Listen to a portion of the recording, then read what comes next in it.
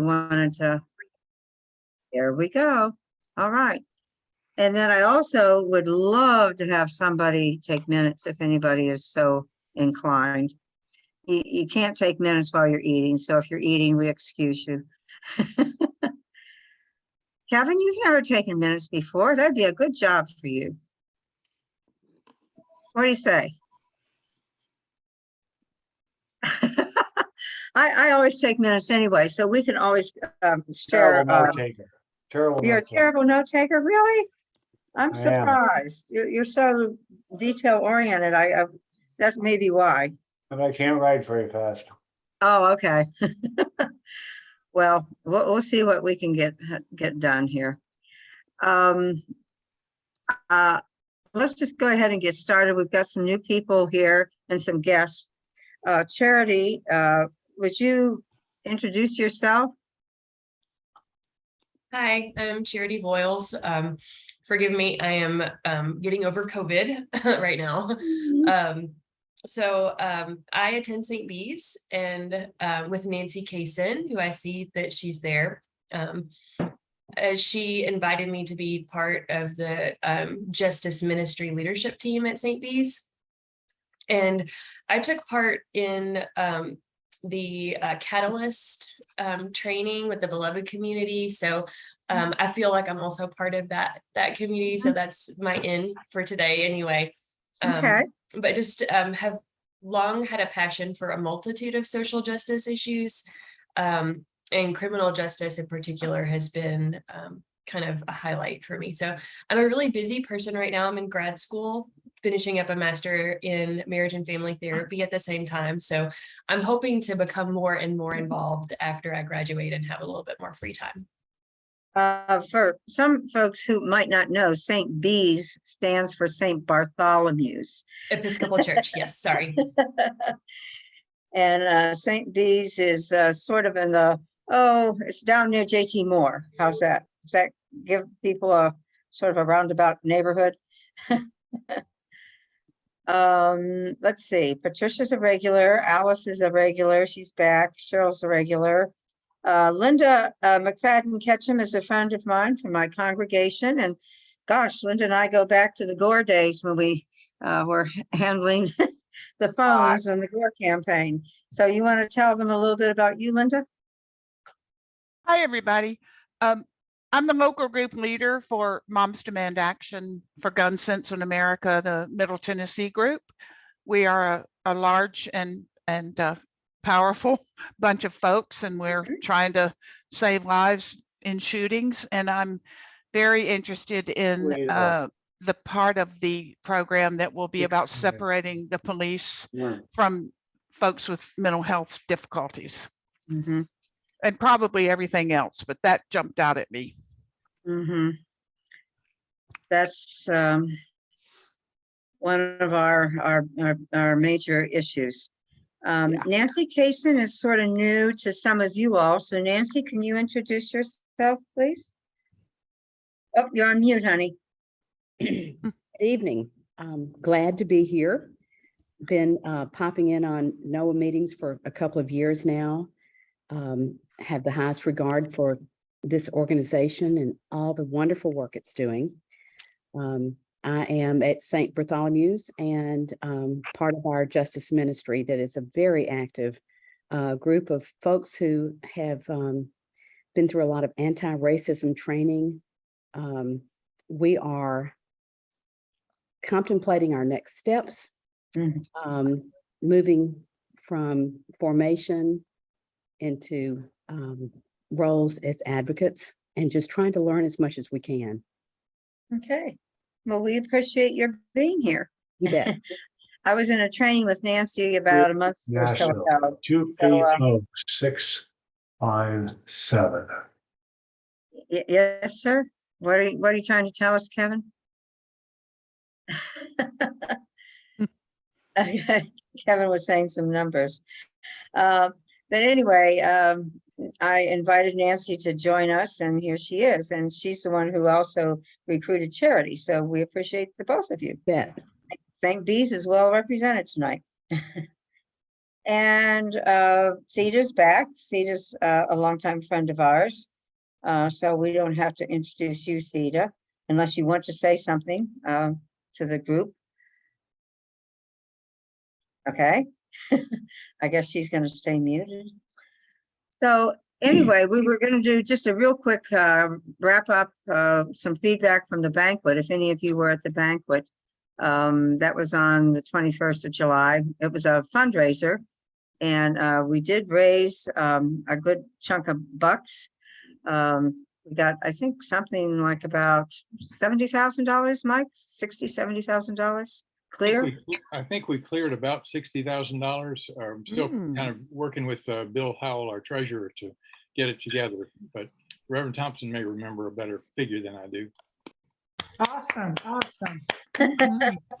Yes, he reported 64,000, but I don't know if that's including all the expenses. Well, still, it's good. It's good. The speaker, the main speaker for the evening, was it Justin Pearson? Justin Pearson Justin Pearson. from Memphis. Was just a phenomenal inspiration. He did a dramatic presentation that was very theatrical and very heartfelt. So I'll just leave it go at that. I'm sorry if you missed it. I think, did it get recorded, Mike, the whole banquet No, or not? I was trying to find a way to do that, and we just had too many other things going. Yeah. But we'd like to do that at the next one. Yeah. So if you ever get a chance to go here or watch Justin Pearson from Memphis, he's well worth your time. Okay, let's just move along to the rest of our agenda. We've got scheduled criminal justice concerns. This is held over from June, and we didn't get to it last month. And if you've got, I guess Mike put into the chat room the agenda. So if you want to look at that, you can open up your chat room and see what some of these concerns were that were brought up in June. The first one is criminalization of homelessness. Then we've got concerns about criminal court clerk. That would be Howard Gentry.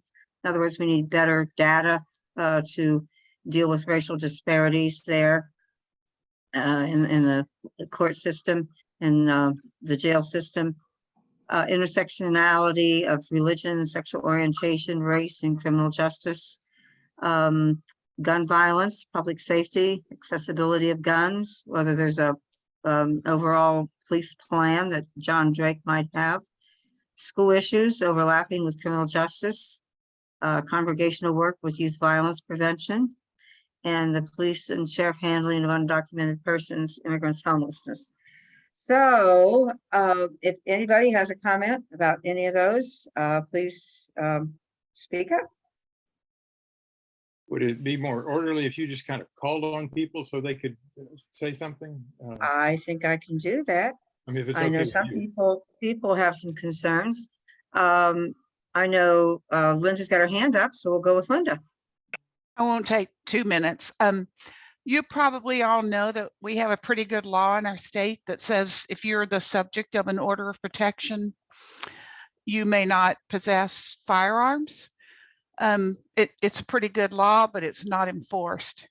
We've been working with it and trying to get something off, we're trying to get something going for some years, but we're not there yet. And we've got a bunch of folks who are, abusing their spouses or boyfriends or girlfriends with guns that they're not supposed to have. And that's a huge concern. Thanks. Well, okay, Linda, I know we want to take some action at some point. So sort of put that concern on hold, y'all, and let's come back to it so we can figure out if there's an action step that we could take after this meeting. Where would Linda's concern get taken so that we can actually get that to the attention of people that need to hear it and something can actually occur and happen and change that. Kevin, were you gesticulating about something? Did you want to talk? Kevin Warner. Yeah, I was trying to put my finger on your nose. I will second that, and I'm particularly encouraged by the sign over Linda's right shoulder. We can end gun Mhm. violence. The step that you've heard this before, the step that I think we should take is a very short and sweet, specific request to Chief Drake. Please, in light of the out of control death and dismemberment from guns across the country, we would like you to tell us if you have a specific plan within the department to reduce gun violence. If you do not, then we would really like to see you do something besides business as usual. Period. Okay, thank you. You're welcome. I think Erwin had his hand up. Erwin? Well, I think my comment about most of these things is exactly what local action steps can be taken on any of them. The issue that Linda brings up, I don't know if that's a Chief Drake issue or that's a district attorney issue. But I think the question is, where does responsibility for enforcement of the state statute lie? And how does one go about implementing that? I am particularly interested in working with the NAACP on reforming our data collection process in the criminal court clerk's office that would apply to both criminal court and general sessions court, so we can actually monitor what's happening in our courts, which really we cannot do at the present time. But I would encourage everybody to look at these various issues and try to articulate what local action steps NOAA can take to address those concerns. Well, if I could add something for everybody to think about, that's a good idea that Herb just mentioned. Rather than getting spread too thin by having too many of these things, some of which are longer term, maybe we can couch our decision-making tonight in terms of a short-term next step, an intermediate term, a long-term. Just more food for thought, just so we can actually do something that may come to fruition before I'm dead. Well, or before other people die. That's not just you, but other people too. Elizabeth Jesse has joined us. Elizabeth's been a little under the weather the last few months, and so it's so good to see you back, Elizabeth. We're talking about that list of concerns from the June meeting. So if you have that agenda in front of you, it's also in the chat room, and you want to say something about any of those issues. I know you have some issues about the jail system, since you've had some personal experience with a family member. If you want to comment about that, that's up to you. Yes, I really like the first one about the homelessness and mentally ill and prison and jail system.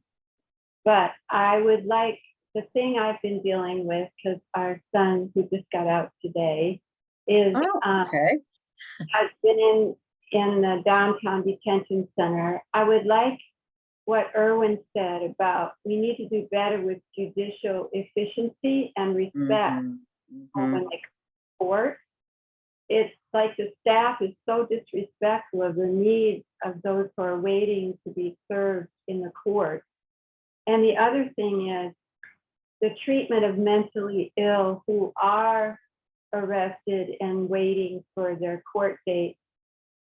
As a parent, I know that we could have never reached Jeremiah by a video or phone call, or but this might not be something we can help because the jail is so short staffed, at least that they say there's no guards to take the inmates to calls, and or they're not interested in taking them. And I haven't determined which is the case but the jail is on lockdown a lot because there's so much staff. But I've been writing a letter to Darren Hall, so I would really like some push from some of you all if you would join me. I mean, I could write something, but if it came more than just from me, I think. Oh, but I've yeah. got more facts. I've been trying to ask, but no one's answered. How many times has it been that there's been no one there to take our son to the call versus they just don't, the guards don't like to take mentally ill to their call. That's it. Thanks. Well, that's important. And a meeting with Sheriff Hall would probably be a good idea. We've done that before. We've met with Sheriff Hall before, and he's okay with meeting with Noah. He doesn't have any problems with that, but we'd have to get that meeting rehearsed and get some good questions together and get our research together ahead of time. But I think if somebody would work with Elizabeth on that, that would be a great place to start. And then Erwin's idea about the judges sort of ties in with what Elizabeth is saying, because she's experienced some real disrespect from a particular judge. Well, a couple different judges. Am I right? It wasn't just one, it was a couple different judges. Well, it's just the whole court system. The whole court system, yeah. Where it's like they're on stage in their own little area, but they're talking about their vacations and the best milkshake while the people are waiting for the judge. Anyway, you're overhear their conversations about. So, in other words, the courtroom is not professionally handled very well. Yeah. Okay. So. Well, let me just- Elizabeth, is the problem that you overhear these conversations? Kevin, the explanation Jane gave at the beginning was she wanted to hear from everybody about their concern for 2 minutes, not necessarily discuss one the whole time. I'm sure you got some good stuff to add. We'll get back to you, Kevin. Let a couple other people, though, voice some concerns. Who else you want to call on, Jane? Well, I I'll know say Dave- something. Go ahead, Alice, This is please. Alice. I'm Hi, very Alice. much concerned. How you everybody doing? Especially you, Linda. I haven't seen you since we had the Ended Now emphasis day. I wanted to speak about my concern on criminalization of homelessness. The criminal court system, but I'd like to know what type of plan would they have for criminalization of homelessness? If the person can't pay for the court, their bail, or they have nowhere to stay in the first place. They're in and out wherever they are, they're in and out. And I'm concerned about how are you going to criminalize a homeless person? If they even do a misdemeanor, what are you going to do about that? How is it going to be done? What action plan do you have in place to criminalize a homeless person? That's my concern. And I think, Alice, we'll probably have to be working with the Public Defender's Office on that for sure. And I think Martisha Johnson is willing to meet with us about those kinds of issues. But then also the judges too. The judges, yes, yes. Definitely. And for families, you know, if you are, the whole family can be homeless and living outside on the railroad here in Lebanon, going towards Watertown. If I can jump in, I think the concern about criminalization of homelessness dealt with the legislature passing a law that said that if you're camping on public property, that can be a felony. Right. So you get locked up. So yes. I think that was part of the concern from people. Yes, it is. It's my concern too. Okay. And I know that Will Conley at Park Center sometimes has clients that come out of those situations. Did you want to say anything about that, Will? Sure. Hey, everybody. My name is Will Conley. I'm the CEO of Park Center. Excuse me. And we're a nonprofit mental health organization in Nashville. Yeah, I mean, just to say that it's also a concern for us. We have a 20-person street outreach team, and we also have permanent housing, and of course, those go hand in hand, but we often see people who are cycling through the jail system because of charges that, in my opinion, if you, well, this doesn't necessarily relate to homelessness, but if you have a diagnosis of a mental health condition and a misdemeanor, I think it should be our goal for people. A misdemeanor charge, you shouldn't go to jail. There should be some sort of diversion happening there. Same thing with people experiencing homelessness, I believe. Yeah, but So better diversion than what we have right now, especially for persons with mental illness. Yeah. Other people, Mike, sometimes you run into that, don't you, Mike Engel? Yeah, I do, and I have a role already in the felony camping situation. And all with several different people with Open Table Nashville in working on that. Yes, there was a protest in which the hope was that some of the protesters would be arrested for camping, but they did not get arrested, which maybe says something about our police force and the district attorney in a good way.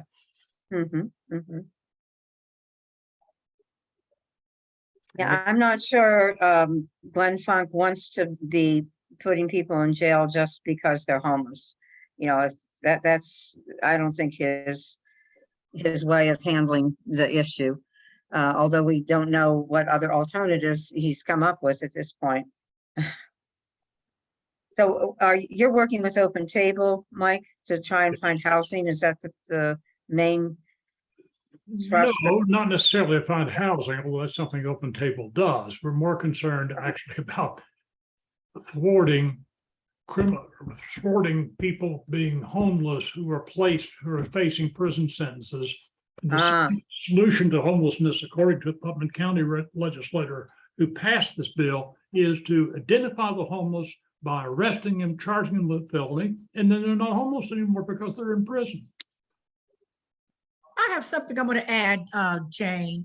Go ahead. Also, I'm concerned about the homeless of abuse that they go through, the rape and any type of physical assault. And if they are arrested for this, I believe that a lot of times it would not happen if we didn't have the homeless out there on the street. They would be housed somewhere. I know it's not going to stop it, but I believe that it would lessen the abuse that the women and children face on being homeless. And who's to say who's going to be arrested for that? And how is it going to be treated when someone is physically or sexually assaulted while living homeless? I know that at this present point, what used to be the women's shelter that was up on Rosa Parks Boulevard North, that has all been torn down because there's new luxury apartments going up there. And so the women that were in that shelter are now downtown in the men's shelter at the regular rescue mission. And they're up on one of the top floors. And that's not a good arrangement, I don't think. No, it isn't. So I don't know what the rescue mission's overall plan is for that. One of my homeless friends told me that, and he stays at the mission a lot. He said that he heard through the grapevine at the mission that Mayor Cooper's plan is to move the mission out to Madison. I don't know if anybody else has heard that, but he wants it totally moved out of downtown. Just a time check. You've got 17 minutes before our presentation, and there's still a lot of people who haven't had a chance to speak. Yeah, so we need to move on. Thank you. Cheryl, did you want to say anything about this, Cheryl Major or Patricia? I guess for me, the biggest thing is this whole issue about gun violence. And to me, it strikes to the heart of a lot of the areas, the juvenile issues and the massive incarceration. It addresses gun violence as it relates to just crime in general, the accessibility of guns. I mean, it just permeates so many areas when I think about the number of lives. I mean, you can't turn on the news and not see 1 to 2 to 3 people every day that have been victims of gun violence. And so I think if we could get our arms around that piece, I think it could certainly help us in a whole lot of ways. And whether that's obviously banning assault rifles, or that's putting in place things that prohibit them from getting just into the hands of individuals, and having appropriate laws that addresses what happens when you really are a perpetrator of a crime that ends in gun violence. That is not one of self-defense. And it's a tough space.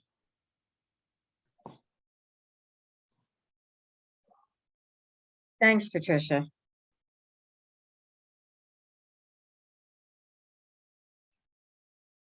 We have some state legislative kinds of issues underlying some of these things too, but that's okay because we're not afraid of taking on the state legislature.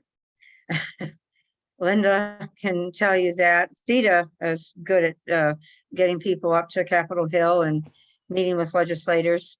Theta, did you want to say anything about that? Yeah, I mean, everything we do in Nashville, I've come to the conclusion that anything that we do here on a local level, we have to keep an eye on the state.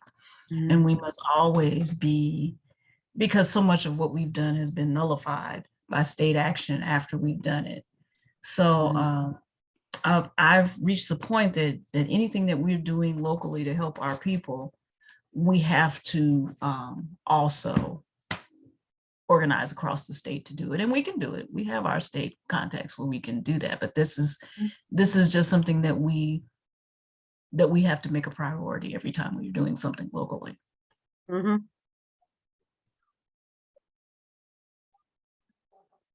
Theta and I were at that same meeting yesterday, along with David and another guy from the Education Task Force, talking about criminalization of young people who are caught up in trivial issues that end up becoming imprisonment issues, mostly because they're Black and from Memphis.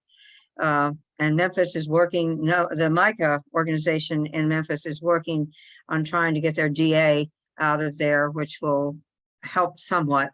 But this is still a statewide issue at the legislature. Avi just joined us. Avi, did you catch some of the earlier conversation? Yeah, no, I've been on the call for the last. Oh, okay. I while. couldn't catch. Nothing to add. My concerns remain in pretrial stuff. Okay. Cheryl Major, did you want to voice some concerns or point out any particular issue that you are very passionate about? Well, thank you. I was just listening, and I'd like to add that in this discussion about homeless and mental health is women who have substance abuse problems and substance use. And I'm concerned because we already have problems with getting care for these pregnant women.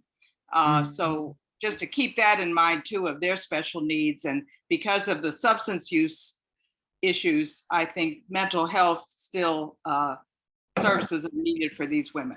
So if they get arrested and then put in jail, how that may break up whatever health care they are receiving, through our system of public health. Thanks, Cheryl. I don't see anybody else who has, Joe Ravenel. Joe, I don't know you. Do you want to introduce yourself to us? Hi, Joe. Can you hear us? Yes, I can hear you. So I was at the Banquet, and I've been in Nashville about 17 years this time. I come from a law enforcement background for 21 years. I retired from federal law enforcement, and I've been with an investigator with the Federal Public Defender's Office here in Nashville for about 16 years. I've been on your mailing list for about 5 years, and after the Banquet, I decided that I would come in and listen and see where I might be able to contribute. Well, thank you, Joe. Thank you very much for joining us. And I know you've worked hard on whatever issues you've been having to personally deal with on an everyday basis. Do you have any particular perspective on our local DA or public defender or court system? Do you have to encounter that ever, or? Not at this point. I want to just listen and Okay, where the group is, and then figure out how I can fit in. and add my voice to the conversation. Okay, thanks, Joe. We appreciate that. Nancy, you didn't say anything in particular about this yet, did you? Oh, you're muted. No, I'm just listening. The issues are so enormous. But I have a lot of catching up to do. Okay. Just to understand what we're talking about.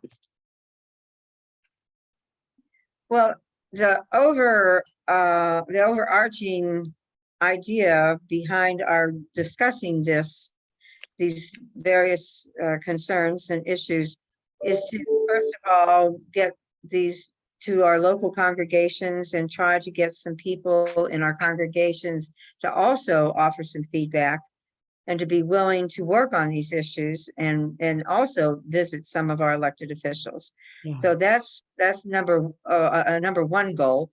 A number two goal would be to come up with some different sort of subcommittees that would work on particular issues and get a list of concerns and questions for those public officials that we want to visit, so that we can do that in an orderly fashion. You know, it might be best to start with the DA and then go to the public defender and then go to the chief. We might want to have Howard Gentry there at the top of the list, just to get an idea of what the court data collection system is like and how it can be enhanced and made more transparent, so that we can get at some of the racial disparities there before we go. Jane, if I could jump in for a second. Yeah, please. I bumped into Howard. Howard and I usually talk every few weeks. I bumped into him just a couple of days ago, and he's anxious to work with us. He said he's on board and is waiting to hear from this task force. Okay, that's a good sign right there. So how do you all want to then move on this? Do you want to come up with a couple of subcommittees based on all of these concerns? Do you want to like sort of look at the different elected officials and do it by official meetings that would be set up in the future? Do you want to commit to working with your own congregation and getting that? You know, you can go about this a couple different ways.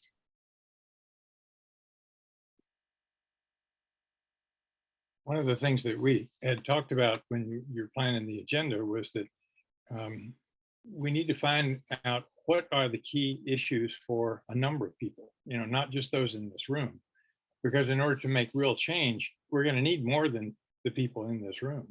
So one of the things that we had discussed was the idea of trying to get some of the congregations to hold just a brief conversation. Could be after church, could be before a religious education thing. It could be something special that was called, but to be able to discuss some of these things, and not even just these on the list, but to ask people what are the key things that are hurting them and their family and their congregation.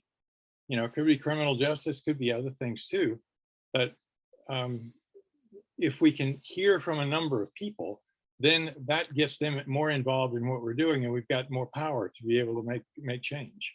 Yeah. Elizabeth?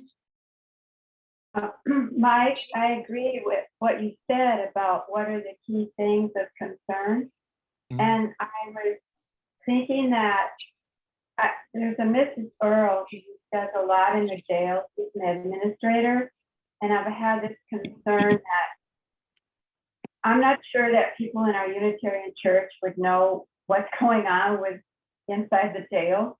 But I told Ms. Earl that when people, homeless and mentally ill, homeless are arrested, that families have so little information about how to connect with them. And I asked her if we could have some kind of community meeting, and so invite people in the community with a flyer or whatever, so that they brought their ideas and their key concerns about when their loved one is in jail. And she thought that was a good idea, and that she said she would help me, but then she didn't say anything, so I don't know. But the sheriff, she's highly regarded in jail. Another way to think about this too is that NOAA regularly has an October meeting, an annual meeting, where we invite the mayor and other decision makers, you know, and one way of thinking about this is we could be having these small conversations in our congregations and groups to be saying basically, what do you want to say to the mayor related to criminal justice, for example, related to housing, whatever it might be.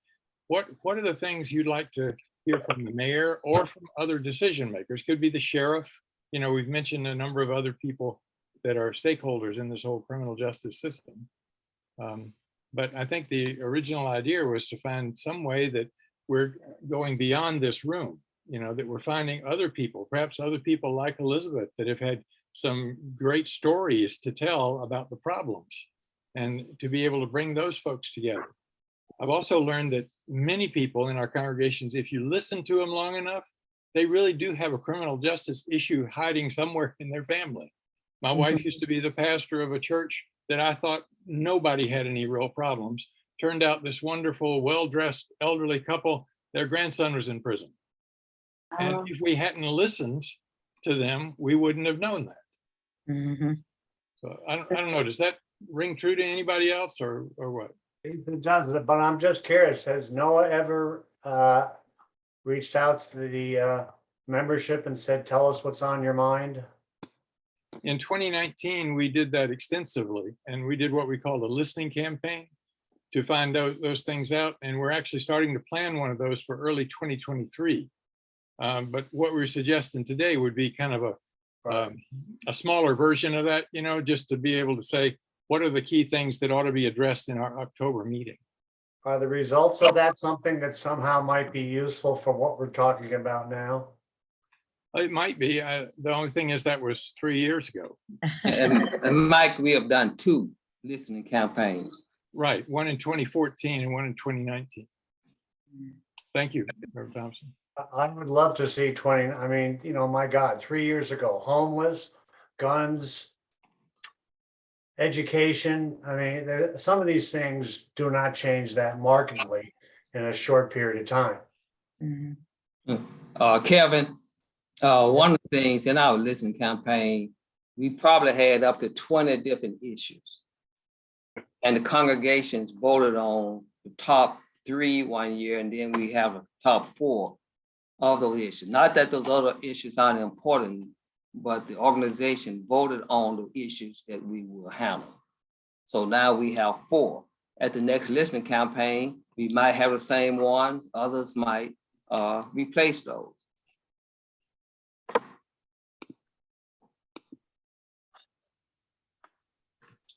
Well, does this idea of having conversations inside our existing congregations, does that ring true to anybody, or what? Give us a little feedback here. This is Alice again. I mentioned, matter of fact, it was Brian and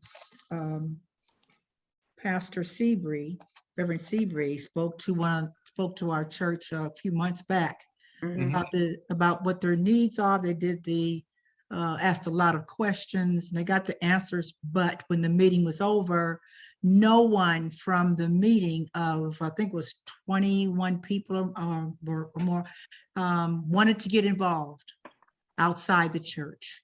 So unfortunately, it's very unfortunate because we have a large congregation. So here I am. We're glad you're here. I'm not going to give up. I'm a diehard.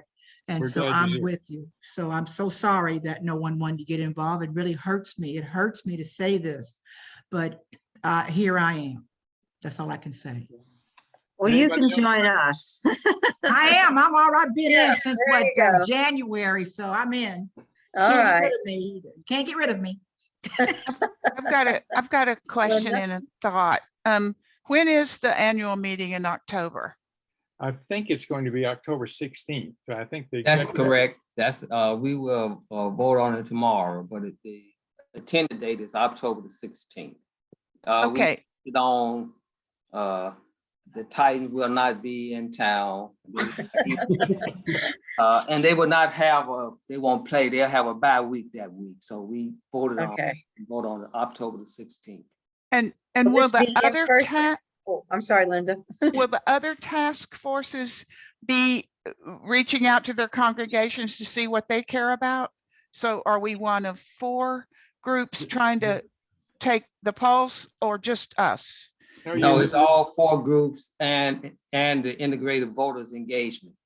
We will be asking on each of the 4 groups of the task forces and the IVE, the integrated voters engagement. We will be asking each one to have these issues. We didn't want to just have an open part where they can just ask anything, but we want to focus on the issues that we have now. It might change, for next year, but those are the issues we'll be focusing on. So if we had a group at our church, Jane, we'd want to talk about all of the task forces, and that gets a little complicated. Or do we, Well, are we saying just this one? Here's a couple ideas. At Christ Cathedral, I've already got our priest's wife, Darlene Kimbrough, who wants to do a listening meeting, a listening session at our guest house, the prison guest house.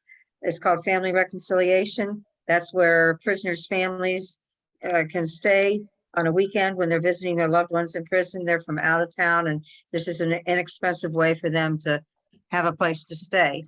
So Darlene's very involved with visiting in the prison and wants these people to be able to have their own concerns voiced. So we were going to have a meeting there. That's one meeting.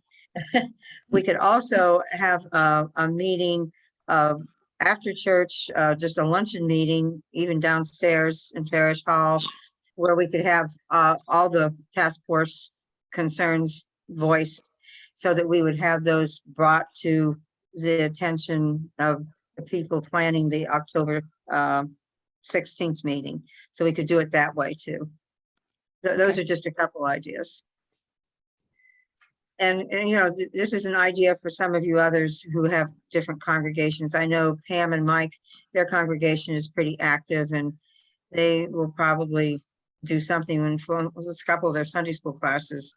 That's what Pam and Mike usually do. Yes? Yes, they're shaking their heads.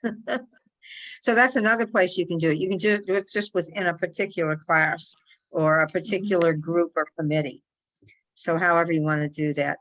I don't want to rush people, but it is 6:47 and we have some guests. Ashton has arrived, and her colleague from the Council on State Governments is Ann Larsen, and Ann has to rename herself because we've got two names up here. I Mike, just can you renamed do her. that? Ashton, There she yeah, is. There sorry. she is. I'm in my car So- and Ashton helped me out. Okay, that's cool. So for those of you who want to be part of these concerns, when I send the minutes out, I think what we'll do is we'll have like signups for whether you want to be involved in doing some kind of a listening group at your congregation, or you want to join with another congregation, because that would be easy to do too. You can always combine a couple congregations. So we'll have some signups on the minutes, if that will work. What do you think, Mike? Is that an idea? Sure. And that way we can follow up. And if anybody knows now that you're interested in working with us on that, we would not be pushing you into the deep water all by yourself. We'd be able to give you some help in putting that together. If anybody knows that and wants to put it in the chat, that's great. Okay, so moving right along, we have two new friends of NOAA. They are both with the Council on State Governments. And that's an organization that kind of comes out of the SAMHSA umbrella, if you're familiar with SAMHSA. SAMHSA is a substance abuse, mental health administration at the federal level. And there's a mental health component there, and as well as an addiction component. Anne can tell you a little bit more about herself, and then Ashton can introduce herself too. Anne, do you want to tell us a little bit about you? Sure. Well, hello, everybody. My name is Ann Larsen, and I apologize for being in the car, but if you've ever been out towards Seattle, Washington, you will understand my plight right now on I-5.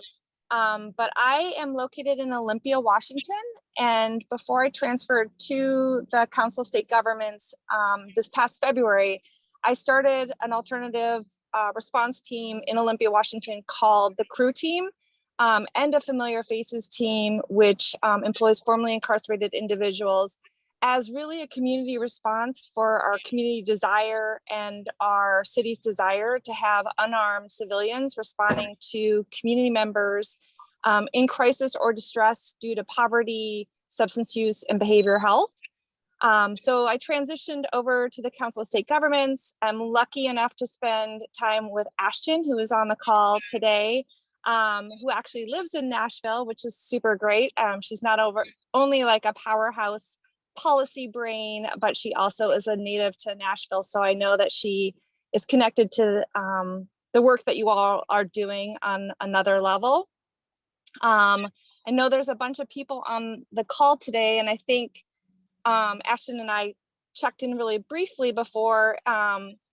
We want to make sure that this is really for you all. Like, so I've created a program in Olympia. It launched on April 1st of 2019. And I'm happy to like go through the nuts and bolts of how we did that here in Olympia. I'm also happy to jump in and, if you, because I don't want to tell you things that you've already, and so if there are like certain barriers or challenges that you're coming up in Nashville, I think universally across the board is what we see nationwide is there are some myths that surround civilian responder teams. There are some universal challenges that surround communities as they try to implement these, but there's also a ton of potential out there that we're happy to share. So I'm going to pass it to Ashton really quickly, and then back to you, Jane or Mike or anyone in the group to chime in. Yeah, thank you, Ann. First of all, thank you so much for providing space for Ann and I to be here today. We definitely want to be a resource to you, and we want to serve. But yeah, I'm a Nashville native. I was born and raised here. I actually live in Gallatin right now, but went to school at University School, Nashville. I don't know if you all have heard of Born Again Church, but that's where my dad is a minister, Elder Barry, at Born Again Church, and he's been preaching there since I was 0. And yeah, so I went away for school, came back, and would love to be of service in any way, specifically around community response. As Ann said, we know that there do exist tensions around what public safety means, how best do we actually respond to an issue. But we're seeing that across the country, civilianized approaches to public safety don't jeopardize the people who are responding. They don't jeopardize the safety of those responders, as well as the people who are in need of services, whether they are, homeless and are in need of, basic necessities like food and water and shelter, or if they're having a domestic dispute, or if, it's a mental health crisis that someone's in.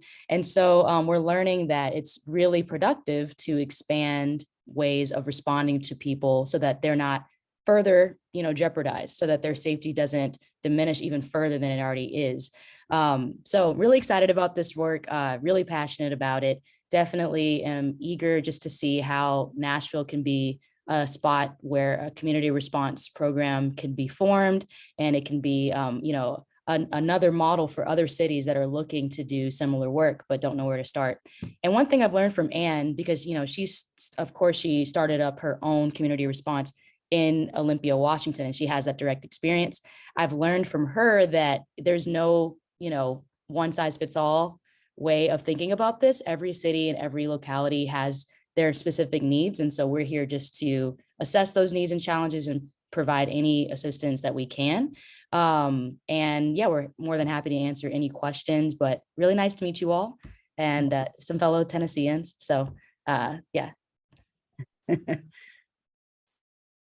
So the reason why I asked Ashton and Anne to be part of our conversation is that Joe Engel and I have started working with the Learning Collaborative, which is the team that is dealing with the health department and the fire department and trying to put skin and bones on HEALS. HEALS is what we in Nashville and NOAA have been working on for the last 2.5 years. It stands for Health Engagement Liaison Services, as most of you know. And we got that approved in City Council. And so now that money is in the health department budget, and the health department and the fire department are working with us to come up with a model that will then be an alternative to what is now called Partners in Care, which the police department, they operationalize that. And we have been somewhat not too thrilled with that approach because we just feel that that's not the best approach, especially when the police still are the ones who go up to the door even before they would let a mental health professional have any kind of a conversation with someone who's in a crisis. The police are still the primary responder, and we want that to not happen. We want the primary responder to be a civilian, a non-law enforcement person. So that's what we're working on. And we had a good meeting last Monday, Joe and I, and we have another one tomorrow. There's some concern with that group about having what we call certified peer specialists, or as Anne was talking about, people who have lived experience being the ones to reach out and respond to somebody in crisis versus a master's level person. So we're trying to get people on this Learning Collaborative team, which is about 20 people, to bend more toward the HEALS approach, which is the peer specialist and the people with lived experience. So that's why I had Anne and Ashton come to talk to us. So you guys can ask any questions you want.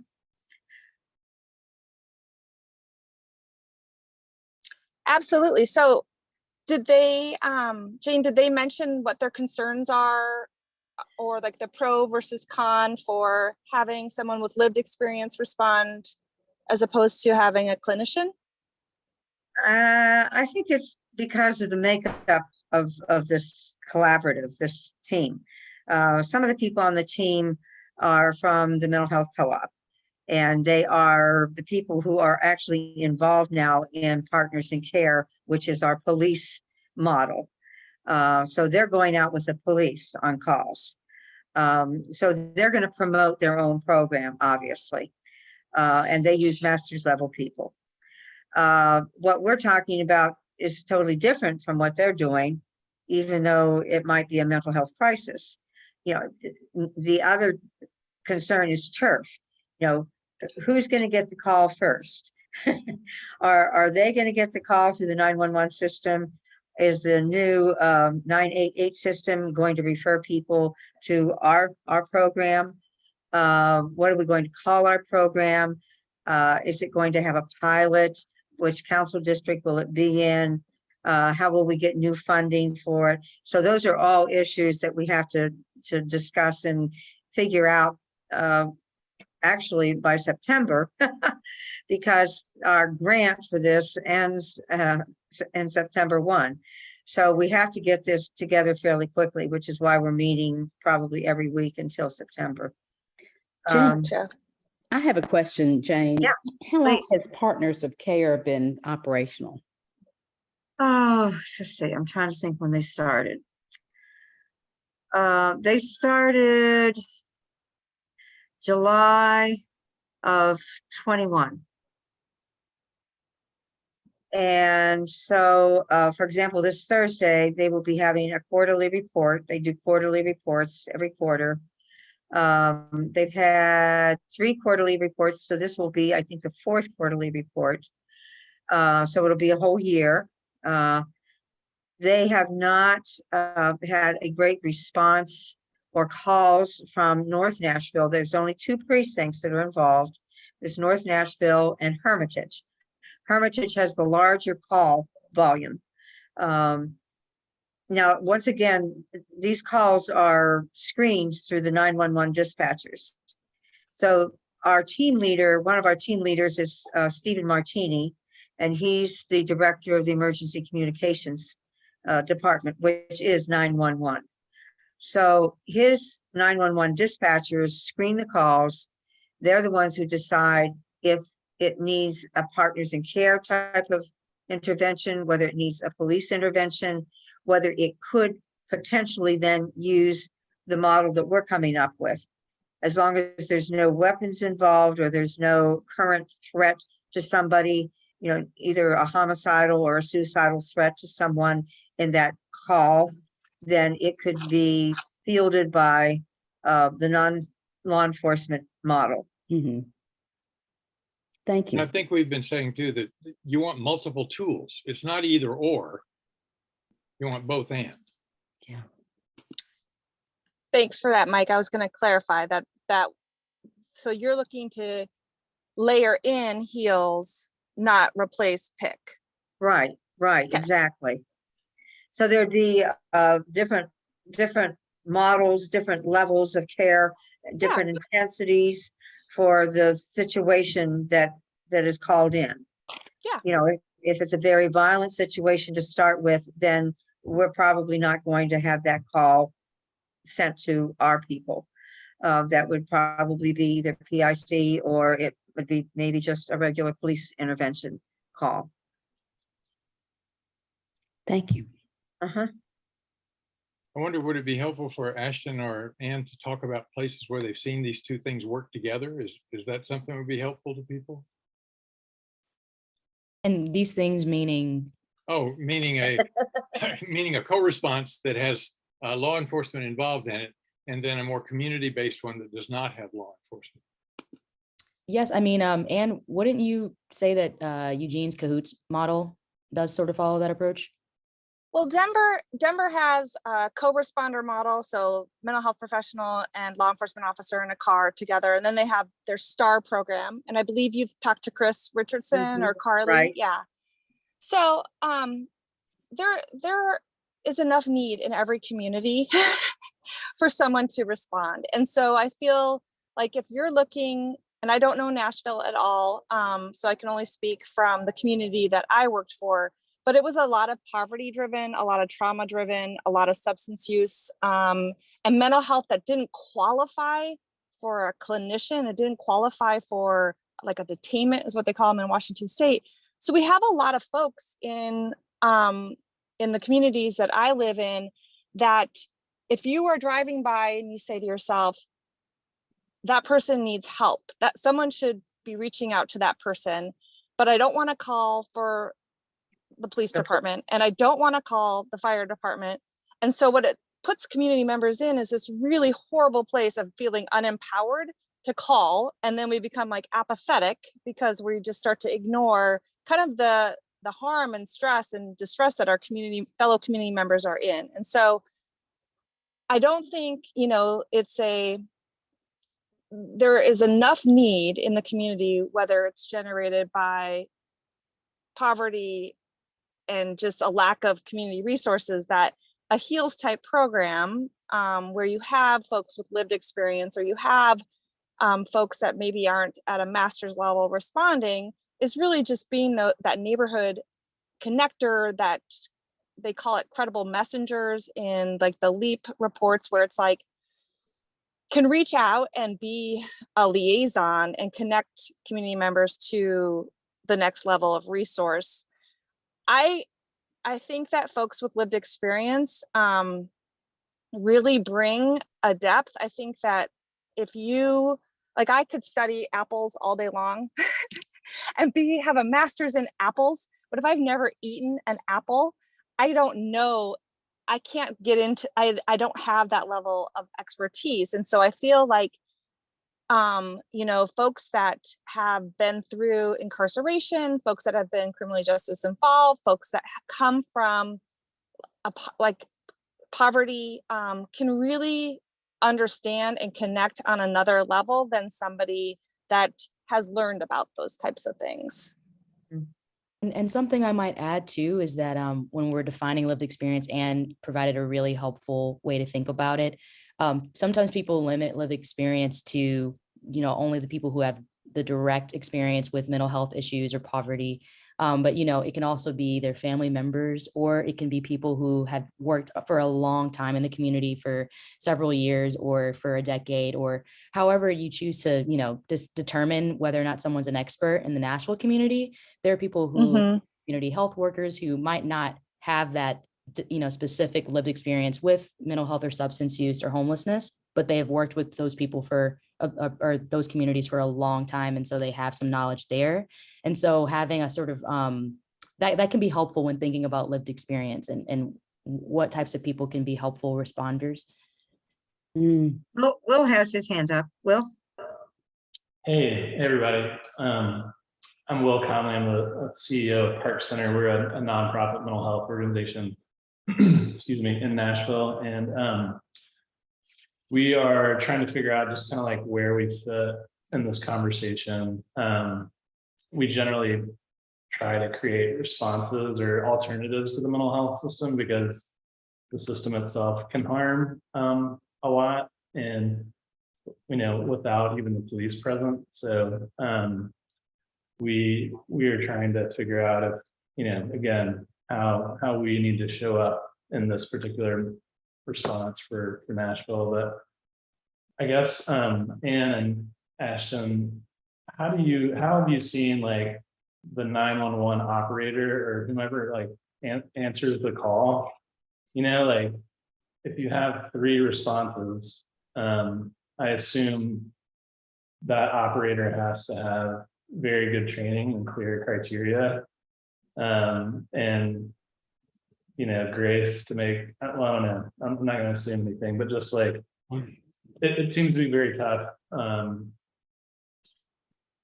That's a tough call to make. And then and it sounds like you have direct experience of a model that has people with lived experience.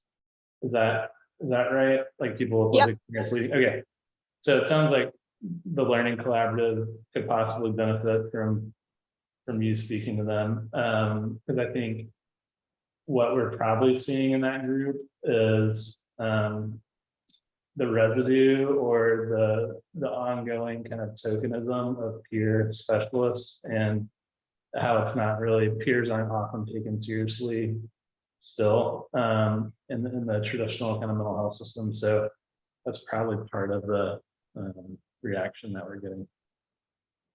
Yeah, absolutely. So you asked 2 really important questions. One around dispatch and how, you know, it's another tentacle of this response, because we're looking at immediate or emergent responses, not, you know, follow-up case management types of things. In Olympia, so we did a survey of our law enforcement officers. We just did a Survey Monkey, like what are the hours? What are the types of calls? How do you want this team to be dispatched? Really kind of getting a feel for it before we launched, and because we had a budget that we had to work within. And then I really valued the Cahoots model of hiring, is really like hiring on scenario-based questions and hiring what people bring. Ashton brought up a really great point, is that, you know, on the crew team and the crisis response unit, we have folks that have a GED, but maybe 10, 12 years of working with marginalized populations. They have a passion for this work.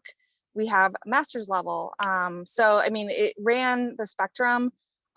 We had folks that have brothers or sisters that have bipolar, and they grew up in a house where there was a lot of friction and a lot of, and that's what drove them to, you know, get their degrees in mental health. And so we hired along the spectrum, really just wanted to hear how people problem solved, because that's really what you're looking for, is someone that's patient, someone that listens, and someone that can problem solve with folks and kind of sit with them and figure things out. The dispatch, what we did in Olympia is a little bit different. So we didn't designate any certain calls for service that would be automatically dispatched to the crew team. So when we did 2 separate community forums when we were looking at building out the program. We did one to businesses and just had business owners in the downtown core so that they had a safe space to speak. And they said, we only want to call 911. We don't want to diagnose a crisis. We don't want to figure this out. We don't want another number that's going to be obsolete. We just want to call 911. We had a separate forum for community advocates and community service providers. And they were like, we will never call 911. So, and that was really good to hear, because I think we get caught up in doing things the way that they've always been done and enforcing a system that hasn't worked for people continually on them. So I said, okay.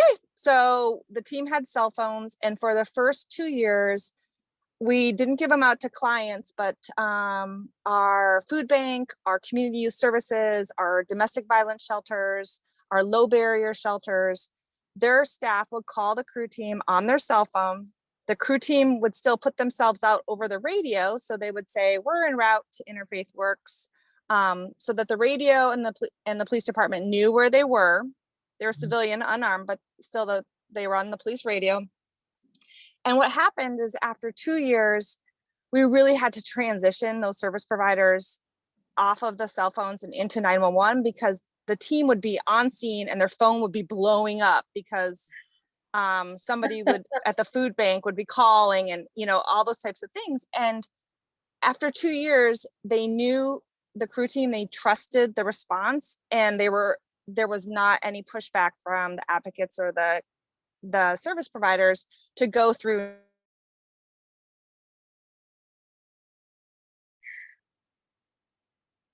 Okay, I do think that Anne froze for a second, but while she's freezing, I will say that in terms of the dispatch question that you had asked, there are several models across the country that do have a specific way of ensuring that they ask the caller, like if they're going to dispatch police, if they're going to if they want for EMS to be dispatched, or if they want for a mental health clinician or civilian to come and deal with the issue.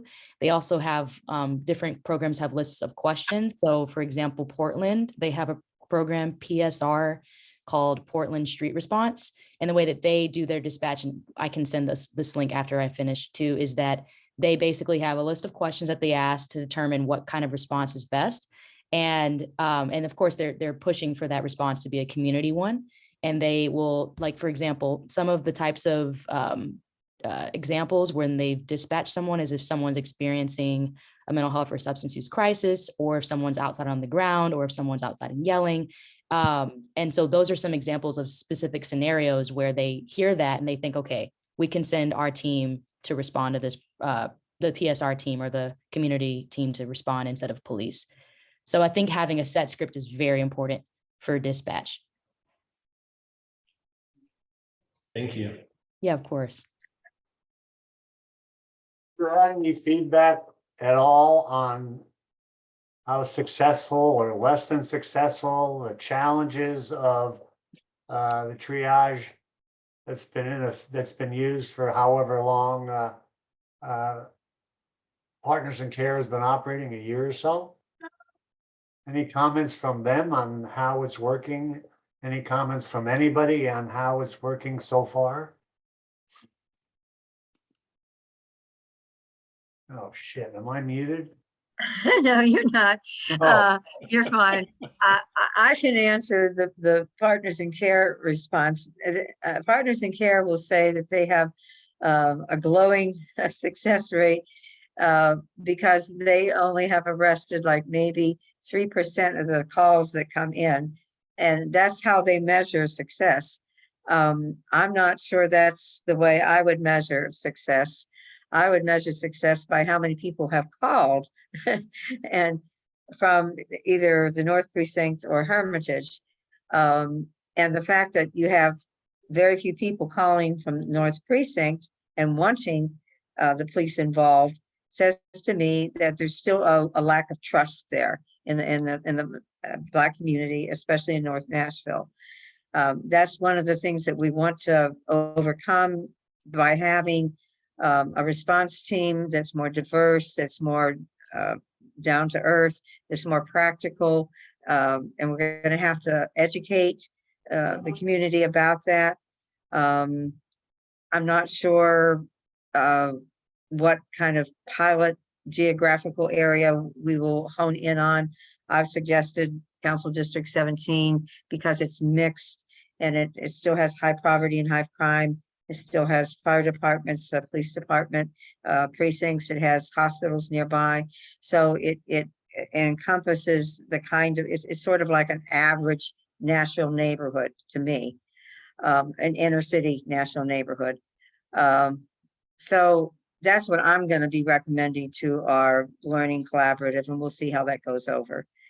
But that's essential for a medium-term effort that needs to be done. And of course, it takes time to convince residents wherever they live. It's probably in their interest to change their behavior regarding the police. But in the short term, I'm just curious, have you seen anything or heard anything or regarding how the triage dynamic is working, and are they struggling with it? Does anyone think they're in need of further training, more diversity, more experience or knowledge with the kind of mental health issues that have been discussed tonight? Well, Stephen Martini, who's the director of the Emergency Communications Department, will say that he has had extra additional training for all of his 911 dispatchers. And that was apparent pretty early on when Partners in Care started, that because they were focusing in on mental health issues, his dispatchers weren't as aware of some of those symptoms and some of those kinds of behaviors. And so he has educated them and given them a lot more training. And I think we'll have to just keep up with that. The ongoing training is going to be necessary, regardless of who gets the call. We've raised a couple of really interesting questions to me. One is trust and the other one's training. And I was wondering if Ashton or Ann have anything to add to that, since there are speakers. Ann, do you want to take a first stab? Sure. Am I back? You Yes, are you're back, but I can't All right. spotlight you because your video is not on. Oh So my we'll just gosh. we'll just Well, listen. We'll just listen. We're gonna roll without the video because I'm getting a little sweaty in my car here. But trust is huge, right? Like, so, and it takes time. So one of the big things I would recommend during your pilot phase is that when we launched the crew team in April of 2019, we had 4 guiding principles: street outreach, trauma-informed care, culturally competent, and harm reduction. And street outreach meant that when the team put themselves into service, they started walking around downtown and just engaging the community. They would see the best 911 call is the call that never gets made. So they would see somebody waking up, having a bad morning, having some big behaviors outside Starbucks, and they would walk up and be like, "Hey, what's going on?" And it's usually, you know, someone stole something, they're tired, they're hungry, they're pissed. And so then the team would start working, and it built trust with the community that we serve.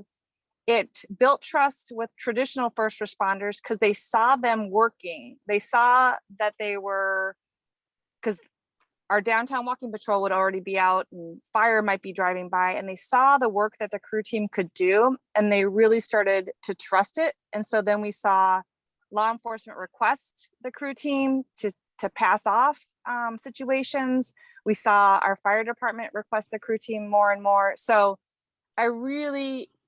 you don't want a team sitting around looking at the phone waiting for it to ring. You want to get them out there, get them connected to the community. If there is a backpack drive for school, they're there handing out backpacks and building relationships with that church group. If there's we would help out at the food bank, while they were training and getting up to speed. We put ourselves in the community and really tried to build those relationships. I'll toss it to you, Ashton. Yeah, no, that was definitely very well said. And in terms of the core principles that Ann shared, I would definitely reiterate that. I'll also say that the training is very much crucial. But I think one thing that we've seen too with successful community responder programs, in the link that I sent earlier, that's one of the programs that have been highlighted by our organization. There are other responder programs that have been highlighted in that same section if you do go on the website.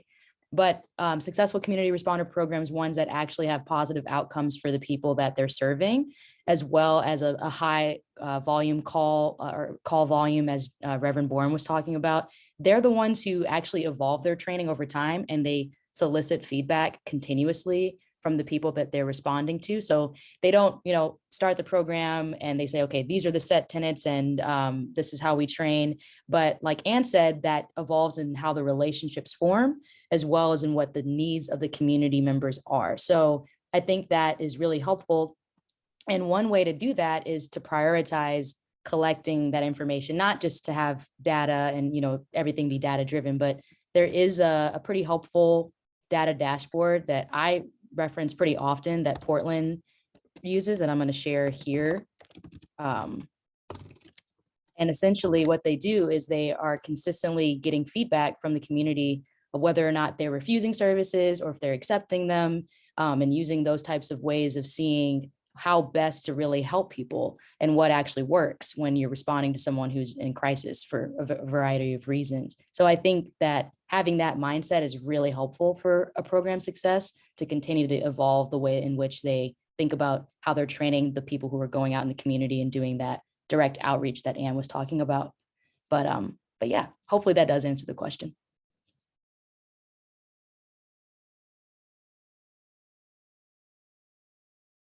Well, Ann and Ashton, it's been great having you with us. If there's no more, Linda has her hand up. I'm sorry, Linda. Oh, you're muted. I was thinking about raising my hand. I guess I did. I have a question about the teams. What are we calling them? Civilian, non-law enforcement teams. If they're working with someone on the street and a gun shows up on the scene, is there a protocol for that, or do they just keep going, or what? So Ann? yeah, no, in Olympia and in the community that I served, we didn't have a lot of gun traffic. The population we served had quote unquote weapons. So oftentimes a houseless person might have a machete or might have a knife, but they weren't yielding it. They're more vulnerable than I am. And so it's funny you asked that, Linda, not funny, but the one gun that we did have was from like a 75-year-old woman that was living in her car, and she got incredibly ill and had to go to the hospital. And the one thing she wanted our team to retrieve from her car was the gun. So we did, but we put it in a safe box and we held it down at the office. But I don't know Nashville. I don't know how often weapons are yielded on types for calls. I will say that this work is very unglamorous. It is really just helping. It is problem solving. It is patience. The level of violence when you show up on a scene and you are power with a person as opposed to power over changes the dynamic. And it sounds like the partnership in Nashville is coming out of fire EMS partnership with public health. So the good news is when folks call the fire department, they're calling for help. And so there is probably that that sense of like, we're going to have help arrive. My husband's a firefighter in Tacoma, and firefighters respond to scenes all the time, and they do not wear ballistic vests and they do not carry guns, and they are responding in the community as unarmed individuals. And so, yeah, I would just put that I don't know if your firefighters carry guns or wear ballistic vests, No. but no. They don't. And actually, Linda, the Learning Collaborative, having the fire department part of our collaborative, there are two people from the fire department. One is in charge of the EMS folks. Her name is Brooke Haas. And then her supervisor is an administrator, and he is very much for this program. He really wants to see this work. So that's in our favor. Mm-hmm. There are a lot of fire behavioral health partnerships right now. I think this is where we're going to see this, where we're going to find these teams are housed in fire departments. Portland is a coordination with their fire EMS, San Francisco's, New York City's. So I think the infrastructure is already there with fire being connected to 911, and truly substance use and mental health is they're conditions of the brain, and the brain is an organ. So you know, you should have an EMS response to conditions of the brain. We've said a medical solution for a medical problem. That's it, Jane. That's it. Jane, okay. Yeah. Do we have data or evidence that our marginalized communities feel more trust for fire than police? Not specifically. I know CETA has a colleague over at Fisk, Leslie Collins, who was doing a survey, and I'm not sure how Leslie's survey has come around with its results yet, but I can check with Leslie and see if she's got any more results than she did before. She was actually, what she was asking was for people to complete her survey, people who had to call or had been recipients of some type of first responder crisis intervention. So that's who did the survey. So we'll find out from Leslie just how much of a result she's got from that yet. Because earlier she only had something like about 300 results. So I don't know if she's had any more or not. Just a quick time check. We're at 7:26. So we got to scoot. I was also, Jane, if it's okay, I was going to suggest that if people have other questions for Anne or for Ashton, if they'll put them in the chat, we can try to get them to them and get some kind of response. And then We also, want to say, go ahead, Ashton. Oh, I'm just saying, I just put my email in the chat as well. Okay, thanks, honey. Yeah, and if you're on crunch time, you know, if you are really trying to get a lot of stuff done, please reach out. I can try to get you copies of, Ashton and I can try to get you resources, or we can try to answer questions as they come. So please do continue to keep us in the loop. We appreciate your being with us tonight. We've got to move on and finish up our meeting, ladies. So we're going to do that. But thank you so much. Yeah, thank you all so much. Thanks for having us. Bye.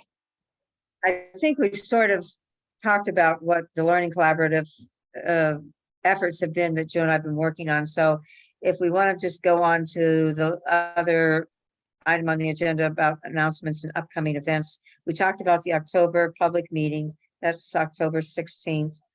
I know that Free Hearts is having this is called Yes on item number 3. This is an amendment that's going to be on the November ballot. Unfortunately, their little HTTPS thing doesn't work. So if you just go yes on 3, if you Google that, it will tell you about this third amendment of the state constitution that we're trying to take a second look at, because it basically allows for slavery for people who are incarcerated. It gives the state permission to consider them, let's see, it allows the use of slavery and involuntary servitude as punishment, so that instead slavery and involuntary servitude are forever prohibited. That's what the amendment 3 would be. We'll give you some more about that later. I can put that in the minutes too. We're going to have Clemmy Greenlee join us, but she didn't. She's pushing for a particular young man who's been incarcerated. And we're trying to get clemency for him from Governor Lee. So I'll put the website for that too.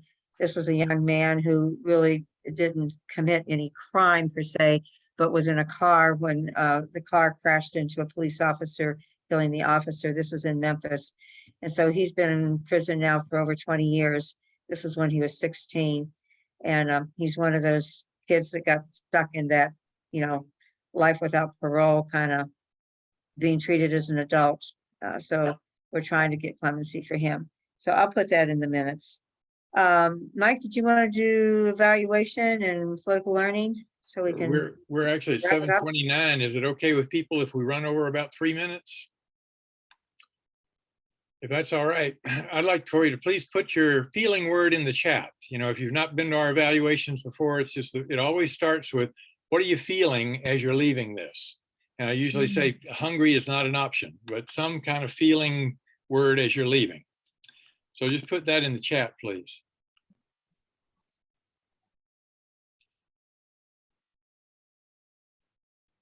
Concerned? Okay, Linda, you want to say an extra word about concerned? You have to unmute yourself. Well, we got a lot of work to do. There's a lot of trouble in the world. Okay, all right. Elizabeth, you said grateful. What are you grateful for? Elizabeth, you're muted if you're speaking. Sorry. That's okay. I'm grateful for all the good work. I've not been here for a while, so it's really exciting All to right. hear all you are doing. And Jane said powerful regarding our future to change. Okay, good.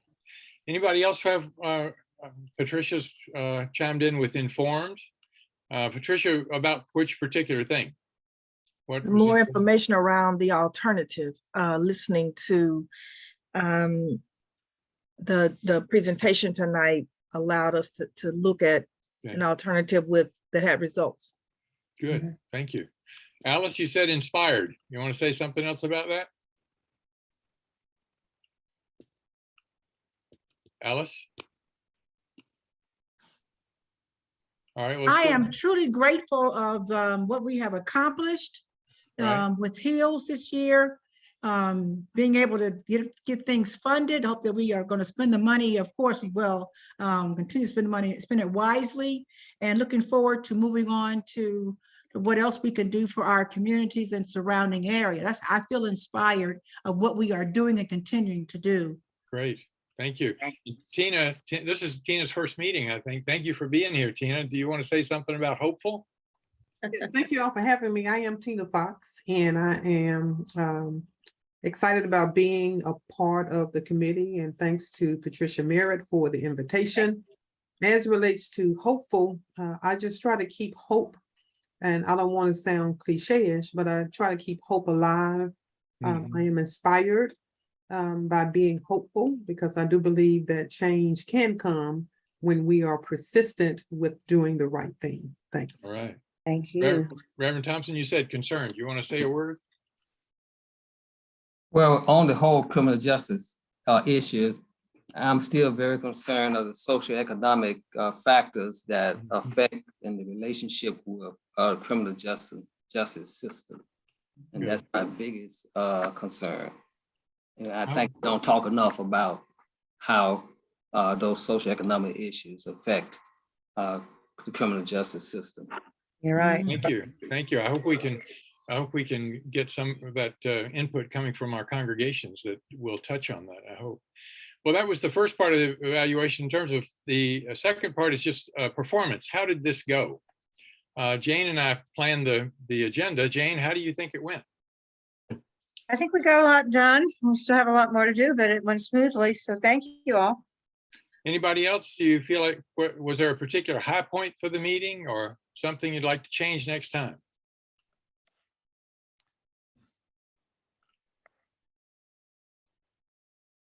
I thought it was good to have the gentleman from Park Center. He said this was his first meeting. Is Yes, that true? yes, I thought that was good. okay. And I think see it was- Avi, I'm sorry, go ahead, Alice, go ahead. I think it was great to have Linda McFadden Ketchum here because I worked with her before when I was had a ministry called Ended Now at Riverside, and she was one of my guest speakers there, and she did an excellent job talking about moms. And so I'm so happy that you're here, Linda, that we can see each other and work together again. Okay, Elizabeth Jesse put in the chat that the speakers were great. And Avi also chimed in saying he really agreed with Reverend Thompson about poverty issues, and a lot of those problems would go away if we dealt with poverty. Anything else about the performance, the way that we did the meeting? The third thing in the evaluation is tension. Where did you feel some tension tonight? Because we actually want everybody to feel some tension to make ourselves act different afterwards. Where was tension in this meeting? There's tension, Mike, when you crack the whip and say, it's time to move on. I have a very gentle whip here. I'm kidding. Okay. Anybody else tension? I felt tension with the mental health team with Ann and Ashton. I felt a little tension there, trying to get things started here in Nashville with the program, the name that we can come up with, and making sure that all our I's are dotted and T's are crossed with this. I felt tension there. And it seems Jane put in the chat future follow-up. There's tension in following all this up. Yes. Anybody else tension? The fourth piece of our evaluation, and I'm getting out of here as quick as I can, but the fourth piece of the evaluation is political learning. And that just means how we work in the city. And I want to go back to our beginning of this meeting where we started talking about the things that really concern us. And we expanded that to say, well, what are the things that concern members of our congregations and our unions and our groups? Because it's listening to those concerns that gives us power later on. If we can listen to those concerns now and take them to a meeting with the mayor or with the sheriff or whoever we need to be meeting with, then we have those people with us. So I think the political learning is that listening is the beginning of power. Nan, Jane, rather, thank you. Okay, I think it's probably about time for us just to close out. Reverend Thompson, could you close us in prayer? Okay, I sure will. Let us pray. Eternal God of justice, we first thank you for inspiring us and calling us to become justice workers. We pray that you continue to strengthen us, encourage us, empower us to do the work. We pray that we never grow tired or weary. Please be with us and continue to send your blessings on Lord. And may we make Nashville a better community for all. This we stay said in your majestic name. Amen. Amen. Thank you all for being here. I'll have Good to some see follow-up everybody. in the minutes. Thank you. Have a good night, everybody. Stay well. Night. Stay safe. Bye-bye. Bye-bye.